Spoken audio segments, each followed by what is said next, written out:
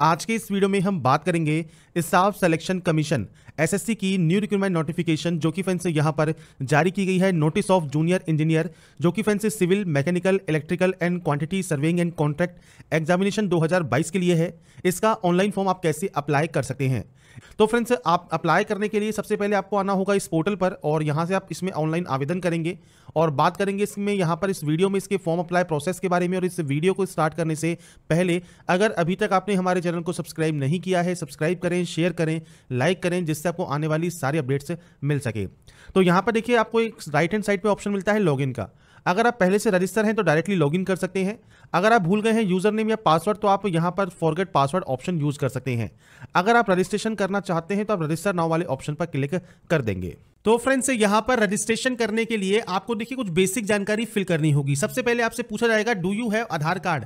अगर फ्रेंड्स आपके पास आधार card available है आप यहां पर यस कर सकते हैं और उसके बाद अपना जो आधार कार्ड नंबर है 12 डिजिट का वो आप यहां पर 2 बार फिल करेंगे। अब मान लीजिए आपके पास आधार कार्ड नहीं है या फिर आप किसी कंडीशन की वजह से आप मल्टीपल रजिस्ट्रेशन कर रहे हैं और आधार कार्ड नंबर यहाँ पहले से ही बता रहा है कि प्रोवाइडेड है, आपका अवेलेबल है, तो आपको यहाँ पर करना क्या है, आपको नो करना है। और उसके बाद यहाँ पर टाइप ऑफ आईडी में आप कोई भी अदर आईडी सेलेक्ट कर सकते हैं, चाहे ड्राइविंग लाइसेंस हो, पैन कार्ड हो, पासपोर्ट हो, वोटर आईडी हो, कोई भी ऑप्शन को आप सेलेक्ट कर लेंगे, उसका नंबर आप यहाँ पर दे देंगे। अगर फ्रेंड्स यहाँ पर आप पहली बार कर रहे हैं और आधार कार्ड आपके पास अवेलेबल है, आप यस कर सकते हैं और अपने आधार कार्ड का नंबर भी दे सकते हैं। इसके बाद जो भी जानकारी आप फिल करेंगे ये 2 बार आपको एंटर करनी होगी। जैसे आपका यहाँ पर नाम आपको एंटर करना है तो ये भी आप 2 बार एंटर करेंगे। 2 बार एंटर करने का मतलब यही है, फायदा यही है कि आपका कोई भी गलती होगी वो यहीं पर ही आपको पकड़ में आ जाएगी। इसके बाद है आपने कभी अपना नाम चेंज किया है तो यस करके अपना बदला हुआ नाम दे सकते हैं, नहीं तो नो करेंगे। इसके बाद यहाँ पर है आपका फादर नेम जो कि आप यहाँ पर एंटर करने वाले हैं, इस भी आपको 2 बार एंटर करना है। उसके बाद आपका जो मदर नेम है वो आपको यहाँ पर एंटर करना है और ये भी 2 बार आप एंटर करेंगे। इसके बाद है आपका DOB section, date of birth section, जो कि मैट्रिकुलेशन सर्टिफिकेट के अकॉर्डिंग आएगा। तो यहां पर फ्रेंड्स इस कैलेंडर पे आपको क्लिक करना है और यहां से आपकी जो भी डेट ऑफ बर्थ है वो आप यहां से सेलेक्ट कर सकते हैं। और ये भी फ्रेंड्स आपको देख रहे होंगे 2 बार ही आपको सेलेक्ट करने को मिलता है, तो आपको आपके अकॉर्डिंग जो भी आपका डेट ऑफ बर्थ है वो आप सेलेक्ट कर सकते हैं। अब इसके बाद है आपको आपकी क्वालिफिकेशन डिटेल। अब क्वालिफिकेशन में भी सिर्फ 10 की डिटेल, ये ध्यान रखिएगा। आप चाहे फॉर्म CGL का भरें, MTS का भरें या फिर आपको JEE का भरें, कुछ भी फॉर्म भरें, स्टेनो का भरें, आपको रजिस्ट्रेशन में 10 की डिटेल ही फिल करनी होती है। इसमें फ्रेंड्स सबसे पहले आपको यहां पर आपका एजुकेशन बोर्ड सेलेक्ट करना है। तो बोर्ड्स की देखिए सारी लिस्ट आपको यहां मिल जाती है, आपके अकॉर्डिंग जो भी आपका बोर्ड है वो आप यहां पर सेलेक्ट कर लेंगे और ये सेम आपको 2 बार ही यहां पर सेलेक्ट करना होगा। इसके बाद आपको 10th का रोल नंबर आपको यहां पर देना है और ये भी आपको सेम यहां पर एंटर करना होगा। तो ये आप अपने अकॉर्डिंग जो भी रोल नंबर है वो आप एंटर कर सकते हैं। इसके बाद ईयर ऑफ पासिंग आपको देना है, आपने इसको कब पास किया है, ये सब 2 बार आप एंट्री करेंगे। आपका जेंडर आपको सेलेक्ट करना है। इसके बाद सेलेक्ट करना है लेवल ऑफ एजुकेशन क्वालिफिकेशन। अब देखिए आपका जो भी क्वालिफिकेशन है हाईएस्ट वो आप यहां सेलेक्ट करेंगे।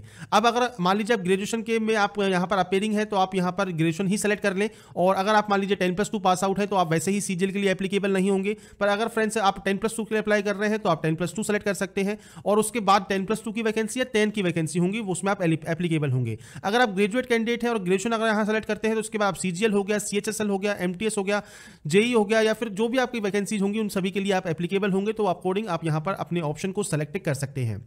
इसके बाद फ्रेंड्स यहां पर है मोबाइल नंबर का ऑप्शन। तो 10 डिजिट का मोबाइल नंबर और मेल आईडी आप यहां डालेंगे और ध्यान रखिएगा mobile number mail ID active and valid होनी चाहिए। जब तक ये प्रोसेस कंप्लीट होगी तब तक तो वैलिड रहना ही चाहिए, क्योंकि अगर आप पासवर्ड या रजिस्ट्रेशन नंबर भूल गए तो एक OTP आती है, वो OTP वेरीफाई करने के बाद ही आप लॉगिन कर पाएंगे। इसलिए ये डिटेल्स आप बिल्कुल सही फिल करेंगे। स्टेट या UT आप यहां से सेलेक्ट करेंगे, आप जहां के भी निवासी हैं, और उसके बाद यहां से इसको सेव कर देंगे। सेव करने के बाद आपका जो फर्स्ट प्रोसेस है रजिस्ट्रेशन का वो कंप्लीट हो जाएगा। आपको एक यहां पर रजिस्ट्रेशन नंबर मिल जाएगा और एक साथ में OTP आपके मेल आईडी पर आएगी, वो फ्रेंड्स से बाद में आपको वेरीफाई करनी होगी। उसके बाद फ्रेंड्स आपको जब यहां पर आप पहली बार लॉगिन कर लेते हैं आपको यहां पर देखिए आपका पासवर्ड चेंज करना होगा और आपको सबसे पहले जो आपकी मेल आईडी पर आपको पासवर्ड मिला है वो आपको टाइप करना है और एक यहां से न्यू पासवर्ड जनरेट करना है। अब जो न्यू पासवर्ड होगा इसमें देखिए कैपिटल लेटर, एक नंबर, एक स्पेशल कैरेक्टर आपका होना जरूरी है। ये ध्यान रखिएगा, स्पेशल कैरेक्टर, नंबर और कैपिटल लेटर अगर आप उस पासवर्ड में नहीं रखेंगे तो वो पासवर्ड यहां पर जनरेट नहीं होगा।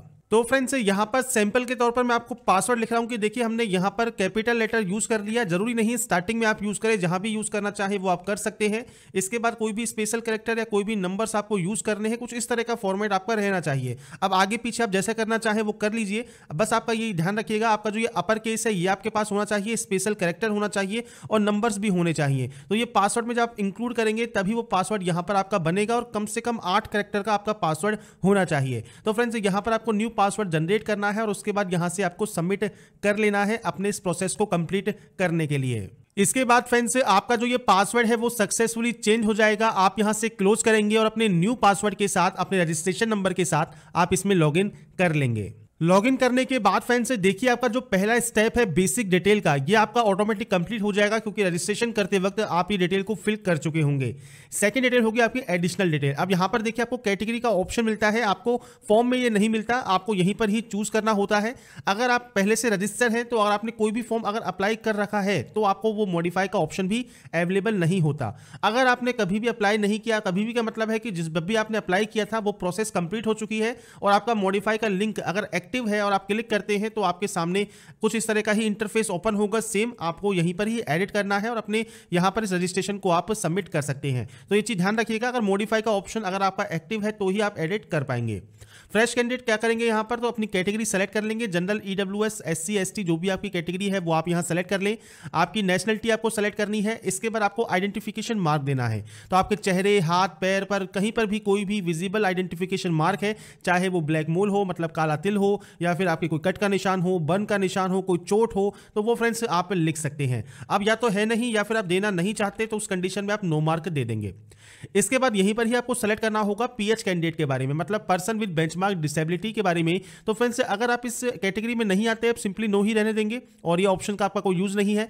अगर आप इस कैटेगरी में आते हैं और यस करते हैं तो आपको टाइप ऑफ डिसेबिलिटी आपकी सेलेक्ट करनी होगी। इसके बाद आपको डिसेबिलिटी का सर्टिफिकेट नंबर यहां पर देना होगा। अब यहां पर ये बेसिक जानकारी आपको फिल करनी है अपने डिसेबिलिटी की, नहीं है तो आप नो करेंगे तो ये ऑप्शन ऑटोमेटिक बंद हो जाते हैं। इसके बाद आपका पूरा एड्रेस, जो भी आपका पूरा एड्रेस है वो फ्रेंड्स आप यहां लिखेंगे। मैंने सैंपल के तौर पर एंटर कर दिया है, आपका पूरा एड्रेस आपको लिखना है। आपका स्टेट कौन सा है इनमें से वो आप सेलेक्ट करेंगे।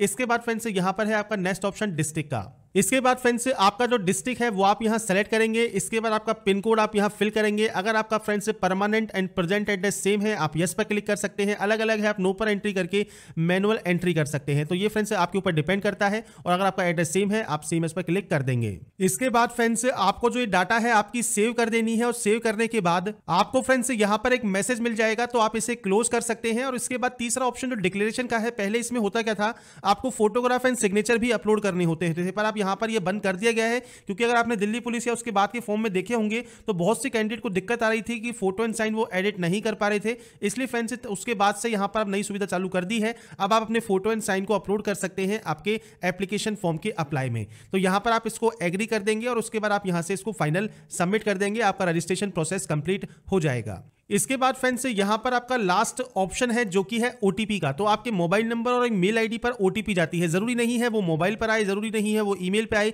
जिस पे भी पहले आए उसमें से एक ओटीपी आप यहां पर डालेंगे। इस कैप्चा कोड को यहां पर डालेंगे और उसके बाद फ्रेंड्स यहां पर दिए गए सबमिट टैब पर क्लिक कर देंगे। इसके बाद फ्रेंड्स आपका देखिए यहां पर जो रजिस्ट्रेशन प्रोसेस है ये कंप्लीट हो चुका है और आपकी जो डिटेल्स हैं वो आपके मेल आईडी पर पहुंच गई होंगी। अब यहां पर आपको एक ऑप्शन मिलता है लेटेस्ट नोटिफिकेशन का, आपकी हिस्ट्री का या मॉडिफिकेशन का। तो यहां पर ही आप मॉडिफाई कर सकते हैं अगर आपने कोई भी फॉर्म को फिल नहीं किया है, और 2 बार आपको मैक्सिमम टाइम मिलता है मॉडिफाई करने का। और इसके बाद फ्रेंड्स आप लेटेस्ट नोटिफिकेशन वाले सेक्शन पर क्लिक करेंगे अप्लाई करने के लिए। उसके बाद फ्रेंड्स यहां पर देखिए आपको ऑप्शन मिलेगा जूनियर इंजीनियर के अप्लाई का, तो आप इस अप्लाई वाले ऑप्शन पर क्लिक करेंगे, आपके सामने जो डैशबोर्ड है ये ओपन हो जाएगा। इसके बाद आप नीचे आएंगे स्क्रॉल करते हुए, सबसे पहले फ्रेंड्स आपको यहां पर एग्जाम सेंटर चूज करना है। आप किस एग्जाम सेंटर से अपना एग्जाम कंडक्ट करना चाहते हैं, आपको जो लिस्ट मिलती है उसके अकॉर्डिंग आप जो सेंटर्स हैं वो आप यहां पर चूज कर सकते हैं। ये सेंटर चूज करने के बाद फ्रेंड्स अगर आप एक्स सर्विसमैन कोटा में आते हैं तो यस कर सकते हैं, date of joining, date of discharge, और आपने कभी बेनिफिट लिया है एज ए एक्स सर्विसमैन आप यहां पर यस या नो कर सकते हैं। इसके बाद फ्रेंड्स यहां पर पीएच कैंडिडेट के रिलेटेड ऑप्शंस हैं, तो अगर आपका ये ऑप्शन एप्लीकेबल है तो आप यस या नो कर पाएंगे। नीचे फ्रेंड्स आपको एज में छूट चाहिए तो यस कर सकते हैं, और क्यों चाहिए, किस कैटेगरी में चाहिए आप उसको सेलेक्ट कर सकते हैं। और अगर आप नॉर्मल वैसे ही एप्लीकेबल है तो आपको यहां पर कोई भी एज रिलेशन लेने की जरूरत नहीं है। इसके बाद है पोस्ट अप्लाइंग फॉर, तो यहां पर देखिए सिविल, इलेक्ट्रिकल या मैकेनिकल, आप किस पोस्ट के लिए अप्लाई कर रहे हैं वो आपको यहां पर सेलेक्ट करना होगा। इसके बाद इस पोस्ट को आपको यहां पर कंफर्म करना है। कंफर्म करने के बाद क्वालिफिकेशन सेक्शन में आपको यहां पर देखिए ऑप्शन मिल जाते हैं, आपका इनमें से जो भी ऑप्शन है MSc, MTech, BSc, BTech, BE, diploma, जो भी ऑप्शन आपका है वो आप सेलेक्ट कर लेंगे, और आपकी जो सब्जेक्ट है स्ट्रीम है वो आपको सेलेक्ट करनी होगी। ऐसे ही मान लीजिए आपके पास यहां पर बीटेक है तो आप बीटेक सेलेक्ट कर सकते हैं और अपनी स्ट्रीम यहां से सेलेक्ट कर सकते हैं। इसमें देखिए जो स्टेटस है वो आपका पास है या अपेयरिंग है वो आपको आपको सेलेक्ट करना होगा। अपीयरिंग कैंडिडेट करने पर फ्रेंड्स यहाँ पर पासिंग ईयर नहीं आएगा। इसके बाद आपको बोर्ड और यूनिवर्सिटी सेलेक्ट करनी है, रोल नंबर, परसेंटेज, सीजीपीए नहीं आता, और जो इसकी कट ऑफ डेट है तब तक आपका ये कंप्लीट हो जाना चाहिए। अगर आप पास आउट कैंडिडेट है तो यहाँ पर आपको सबसे पहले पासिंग ईयर सेलेक्ट करना है, आपका स्टेट या यूटी ऑफ बोर्ड या यूनिवर्सिटी। तो यहाँ पर ध्यान रखिएगा, जो भी बोर्ड है, जो आपका यूनिवर्सिटी है, उस यूनिवर्सिटी का फ्रेंड्स आपको यहाँ पर जो स्टेट है वो आपको सेलेक्ट करना है। इसके बाद आपको देना है आपका यहाँ पर रोल नंबर एंटर करने के बाद फ्रेंड्स यहाँ पर आप देंगे आपकी परसेंटेज, तो आपकी जो परसेंटेज है वो आप यहाँ पर एंटर कर सकते हैं। इसके बाद फ्रेंड्स आपकी जो इन्फॉर्मेशन है वो फ्रेंड्स आप डीओपीटी पर अवेलेबल कराना चाहते हैं तो यस कर सकते हैं, नहीं तो आप यहाँ पर नो करेंगे। इसके बाद नेक्स्ट ऑप्शन है फोटोग्राफ एंड सिग्नेचर अपलोड का। अब देखिए जेपीजी फॉर्मेट में आपको ये अपलोड करना होगा। अगर आप नोटिफिकेशन पर आएंगे और पेज नंबर लास्ट वाले पे आएंगे 71 पर, आपको सैंपल फोटो यहाँ पर दी गई है जो कि एक्सेप्टेबल है, तो आपको इस तरह से जो फोटो है वो आपको यहाँ पर अपलोड करनी होगी। तो फ्रेंड्स यहाँ पर देखिए जो फोटो का साइज है वो 20 से 50 के बी, सिग्नेचर का 10 से 20 के बी है। नीचे आपको यहाँ पर इसे कंफर्म करना है, कंफर्म करने के बाद आप इसे एग्री करेंगे और उसके बाद इस सिक्योरिटी कोड को फिल कर यहाँ से प्रीव्यू चेक कर लेंगे। प्रीव्यू चेक करने के बाद फ्रेंड्स अगर आपको लगता है कोई गलती हो गई है तो आप एडिट या मॉडिफाई कर सकते हैं। अगर आपको लगता है कोई भी गलती नहीं है तो आप इस सबमिट वाले ऑप्शन पर क्लिक कर देंगे और यहां से ओके कर देंगे। अब आपका देखिए जो एप्लीकेशन फॉर्म है वो रिसीव हो गया होगा। अब आपको यहां पर चाहे तो आप इसका प्रिंट ले सकते हैं, और इसके अलावा फ्रेंड्स आपको यहां पर पेमेंट करना है तो आप यस वाले ऑप्शन पर क्लिक करेंगे पेमेंट करने के लिए। पेमेंट करने के लिए आपको ऑनलाइन वाले ऑप्शन पर क्लिक करना है, या ऑफलाइन भी आप पेमेंट कर पाएंगे। हम बात करेंगे ऑनलाइन पेमेंट की, तो आप ऑनलाइन पर क्लिक करेंगे, सबमिट करेंगे और उसके बाद आपको रिडायरेक्ट कर दिया जाएगा इसके पेमेंट गेटवे पर। नेट बैंकिंग यूज कर सकते हैं, आप कार्ड यूज कर सकते हैं, डेबिट कार्ड या क्रेडिट कार्ड। और इसके बाद फ्रेंड्स आपको इस ऑप्शन को सेलेक्ट करना है, डाटा को कंफर्म करना है 2 बार, और उसके बाद जो बिल डेस्क है ये ओपन हो जाएगा और कार्ड की डिटेल्स को आप यहां फिल करेंगे और उसके बाद अपना जो पेमेंट है वो आप यहां से वेरीफाई या कंप्लीट कर सकते हैं। इसके बाद फ्रेंड्स यहाँ पर देखिए जब आपका पेमेंट कंप्लीट हो जाता है तो आप पेमेंट स्टेटस चेक कर सकते हैं। इसके बाद फ्रेंड्स यहाँ पर देखिए आपको एक ऑप्शन मिलता है प्रिंट का, तो आप इस ऑप्शन पर क्लिक करेंगे और अपना जो फाइनल प्रिंट आउट है वो निकाल कर अपने पास से रख लेंगे। अब ये चीज ध्यान रखिएगा, अगर आप फ्रेंड्स यहाँ पर अगर आपका पेमेंट यहाँ पर कंप्लीट नहीं हुआ है तो अपने स्टेटस को आप चेक कर लीजिए, और साथ में डबल वेरिफिकेशन भी आप कर सकते हैं पेमेंट का, अगर ये आपका वेरीफाई नहीं होता है उस कंडीशन में। तो यहाँ पर जो प्रोसेस है आपके SSC junior engineer online form 2022 की, इसकी डिटेल्स मैंने आपको प्रोवाइड कर दी है। बातें हैं, अगर आप एप्लीकेबल हैं, एलिजिबल हैं, अप्लाई करना चाहते हैं, अप्लाई कर सकते हैं, और आपको हमारा ये वीडियो पसंद आया है, आप चाहते हैं ऐसे ही अपडेट्स आपको लगातार मिल सके, तो लाइक सब्सक्राइब जरूर कीजिए, और बाकी की जानकारी के लिए ऐसे ही बने रहिए हमारे साथ, देखते रहिए हमारा यूट्यूब चैनल।